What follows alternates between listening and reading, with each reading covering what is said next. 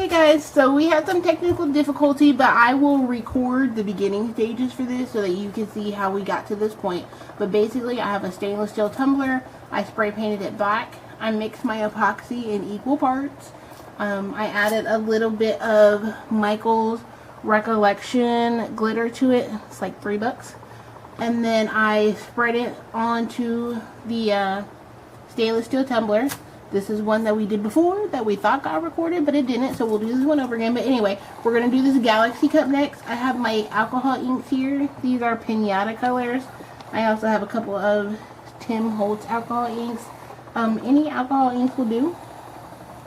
So you just get those at your local craft store. Order on Amazon, Etsy. There's lots of different brands. So I'm just going to wait for this one to come back around. And then we're going to drop ink onto that black one. I'm going to start with my blue. So I'm just going to drop them at random intervals. Not, you know, completely overcrowding the cup because I'll have a couple different colors on here. But you just want to drop them down. Kind of let them run a little bit.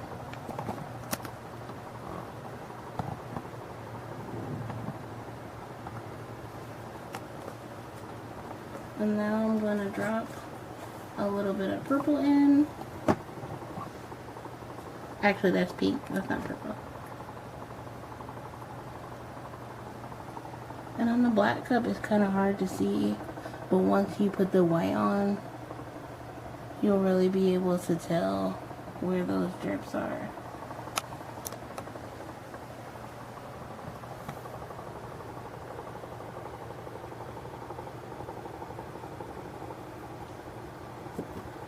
So now I'm going to take my white epoxy that has acrylic paint mixed into it. You can use white alcohol ink too. I just don't have any of that right now because, like, I spent a bunch of money on glitter and, you know, stuff happens. So, gotta feed the babies. Babies can't eat glitter even though I wish they could. So I'm just taking my strips of white. I'm just kind of, I'm just going to try to place them over where I see those strips. This part doesn't have to be perfect because once you apply the heat, it's all going to kind of mix together. That's what I really love about this style of cups. Each one is individual. You know, no two are the exact same. So it's not a ton of white on there, just a few stripes. I'm going to wait for that to come back around to me again so I can get the other side. And then we're going to hit it with some heat so that we can get things shaking. Or moving, rolling, whatever you want to call it. Okay. So I've got my handy dandy heat gun here that we picked up from Lowe's for like $20. I'm going to put it on the high setting to kind of blast it. Now I don't want to do all of the cup. I just want to hit a few sections of it. Just to kind of get it moving. And you don't want to be right up on it. Like, that's too close. It will burn and it will stink. It'll smell like burnt hair. So, as you can see, you got the color starting to blend a little bit. And I think they look really pretty once they get to move in. And it'll look like that.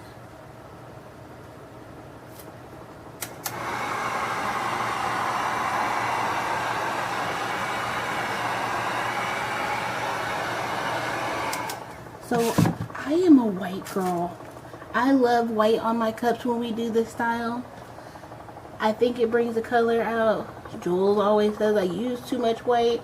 But, you know, do you, boo. Do you. Don't let them tell you how to craft.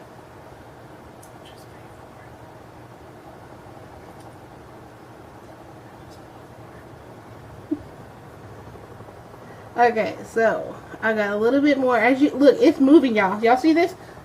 Y'all see this? It's moving. That's exactly what we wanted to do. Oh, look, there's a little drop of yellow from the previous cup, but you know, it'll be alright. That's my gift to them. Kind of blending a little bit. Now this side is kind of chill. I always feel like when I do this style cup, one of them has a calm side and one of them has a more dramatic side. So I'm going to try and get that as it comes back around. But it's super easy. Like, the most important part is making sure that your epoxy is mixed in equal amounts, because if it's not perfect, if it's not exactly 50 and 50, it'll get sticky, and then you have to strip it. You have to get a strip bucket, and I hate putting my cups in the strip bucket, okay? I hate it with a passion. That's all my hard work. And that's my good glitter. Y'all know how she said I gotta wear my good hair today? That's my good glitter, okay? So I'm just gonna hit it just one more time with that heat since I added a little bit of white.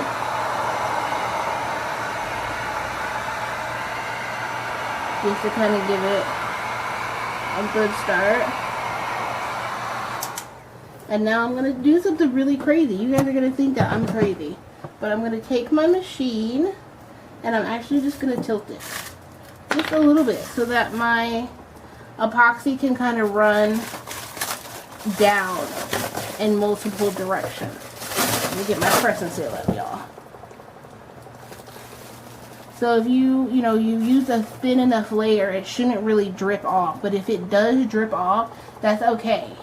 Like, you don't want too much epoxy on there because it's not gonna dry before it all drips off, and then you'll end up with ones that have big lumps, and I can show you what one of those looks like.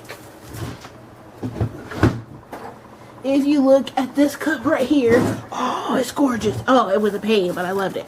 So if you look right here on this cup, it's got a huge,